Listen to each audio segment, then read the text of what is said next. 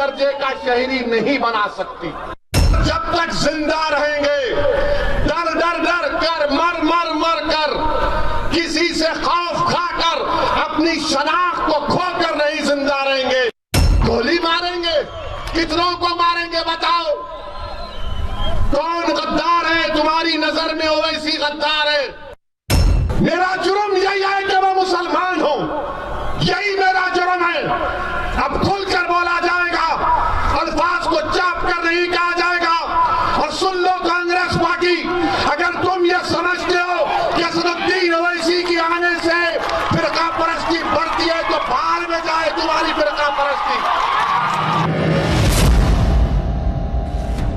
मजहब, मुसलमान और खौफ। हैदराबाद वाले असदुद्दीन ओवैसी की संपूर्ण सियासत इन्हीं 3 शब्दों पर टिकी है।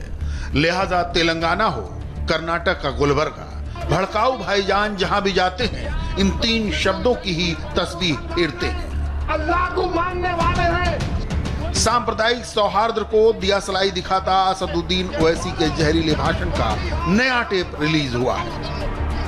ये एहतजाज जारी रहेगा। हमारे जनाजे अगर उठते हैं तो उठ जाए, हमको कोई परवाह नहीं है।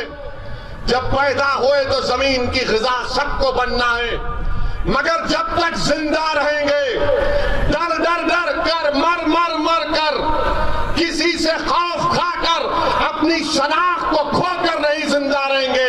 जिंदा रहेंगे तो भारत के शहरी बनकर रहेंगे, अव्वल दर्जे के शहरी बनकर रहेंगे। ना मोदी से डरेंगे, ना शाह से डरेंगे, ना आरएसएस से डरेंगे, किसी से नहीं डरेंगे। नागरिकता संशोधन कानून के विरोध में ओवैसी नगर नगर ढिंढोरा पीट रहे हैं। एक पर्चा हाथ में रखते हैं, दिमाग में दिल्ली घूमती है, नजर शाहीन बाग पर होती है और बोलते बोलते वो डेट भी डिक्लेयर कर देते हैं जब सीए पर सुलगती चिंगारी अपने अंजाम को पहुंचेगी। 60 दिन चला है, 3-4 महीने और चलेगा। ये हमारे वजूद की राय है। दिल्ली की हमारी मां और बहनों ने सही कहा कि अगर आज तुम एहतजाज नहीं करोगे तो कल तुम्हारे जनाजे उठाए जाएंगे। अरे अगर जनाजे उठने से पहले हरकत करो, जिंदगी का सबूत दो, एहतजाज करो। भारत का संविधान एहतजाज की इजाजत देता है, पुरअमन एहतजाज करना चाहिए, कोई गबर वायलेंस नहीं होना चाहिए। मगर खामोश बैठोगे तो तारीख तुमको माफ नहीं करेगी। एहतजाज करना है। 60 दिन चला और 3-4 महीने चलाएंगे इंशाअल्लाह ताला। हम यहाँ पर जमा हो। असल में ओवैसी की गरज सिर्फ कानून पर बवाल खड़ा करना नहीं है, बल्कि इस बहाने हैदराबाद तक सिमटी अपनी सियासत की चौहद्दी बढ़ाने की है।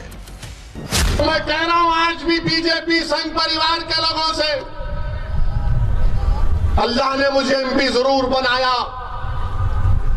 मैंने अपनी सियासी जिंदगी में 25 साल में अब तक कोई पुलिस का सिक्योरिटी नहीं ली है और इंशाअल्लाह अल्लाह ने चाहा तो कभी नहीं लूंगा। मारो ना प्यारे, मैं अकेला फिरता हूं। आओ ना प्यारे, मैं भी देखना चाह रहा हूं कौन सी गोली के ऊपर मेरा नाम लिखा है। गोली मारेंगे, कितनों को मारेंगे बताओ? कौन गद्दार है तुम्हारी नजर में? ओवैसी गद्दार है। तुम्हारी नजर में अब्दुल रहीम गद्दार है, तुम्हारी नजर में हम सब गद्दार हैं। मगर याद रखो गोली मारने वालों, तुम्हारी गोलियां खत्म हो जाएंगी मगर हमारे सीने तुम्हारे सामने खड़े रहेंगे। कानून की मनमानी व्याख्या और उसकी पूरी चित्रकारी के साथ ओवैसी बारंबार वही स्क्रिप्ट बांटते हैं जो उनकी सियासी सेहत को सूट करता है। किसी के नाम के आगे मुझे इस पर शक है। जहर बुझे उनके बयानों को समझने वालों को शायद ही ताजुब हो कि सांसद ओवैसी क्या फरमा रहे हैं। हमारे मुकद्दर में हमारी बहनों को सेडेशन का चार्ज एनएसए लगता है और डॉक्टर कफील के ऊपर। डॉक्टर है और एनएसए लग जाता है। मुबारक हो, मुबारक हो, तुम इंसाफ कर रहे हो। तुम इंसाफ कर रहे, हम देख रहे हैं, मगर खुदा की कसम हम नहीं भूलेंगे इसको। तुम्हारा इंसाफ, तुम्हारा जुल्म हम नहीं भूलेंगे, हम इसको याद रखेंगे। एक डॉक्टर है तो उसके ऊपर ऐसे, और एक उत्तर प्रदेश का चीफ मिनिस्टर है जो कहता है गोली मारो, बिरयानी मत दो, और एक मिनिस्टर है मोदी की कैबिनेट का जिसका नाम अनुराग ठाकुर है, वो कहता है कि देश के गद्दारों को गोली मारो।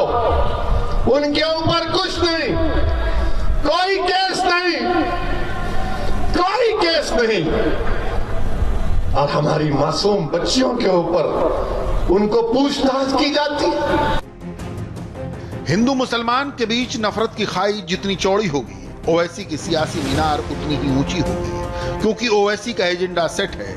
गंगा जमनी तहजीब पर नफरत के जहर बुझे तीर बरसाना है और इस तीर से बने घाव को सहलाकर सियासत चमकाना है। मुल्क के मुसलमानों को भड़काने का ओवैसी का हालांकि ये पुराना गेम प्लान है, लेकिन इसकी तामील ओवैसी नया मुलम्मा चढ़ाकर बार बार करते हैं। ये दीगर बात है कि घिसे हुए टेप से डॉल्बी साउंड वाला इफेक्ट नहीं आता, लेकिन ओवैसी की कोशिश मुसलसल जारी है। असदुद्दीन ओवैसी की स्पीच का पूरा व्याकरण समझने के लिए ओवैसी का खुल्लम खुल्ला चैलेंज वाला बयान आपको जरूर सुनना चाहिए, क्योंकि पीएम मोदी और गृह मंत्री अमित शाह की चर्चा के बगैर ओवैसी की बात कभी कंप्लीट नहीं होती। असल में ये दोनों भड़काऊ भाईजान की जलसा की जान है। लेकिन अब की बार ओवैसी की स्पीच मोदी सरकार तक ही नहीं सिमटी रही। फायरिंग रेंज का ओवैसी ने विस्तार किया और बात कांग्रेस तक खींच कर ले गए। एक राम भक्त चला गया, गोली मारता है और फौरन मीडिया में आ जाता है, नहीं वो तो बच्चा है, जुवेनाइल है। तो फिर बिदर के जो बच्चों ने कहा था कहां गई तुम्हारी मोहब्बत, वो हिंदू था तो उससे मोहब्बत, और वो बिदर के बच्चे मुसलमान की औलाद थे तो उनसे मोहब्बत नहीं। ओवैसी मार्का सियासत में ये बात बिल्कुल साफ होती है, लेकिन पॉलिटिकल एक्सटेंशन के चक्कर में ओवैसी अब बीजेपी तक लिमिटेड नहीं रहना चाहते। जो शाहीन बाग केजरीवाल की जीत में अपनी जीत देखता है, उसे ओवैसी भाईजान की बात याद रखनी चाहिए कि आम आदमी पार्टी की राहें भी दूसरे सियासी दलों से जुदा नहीं है।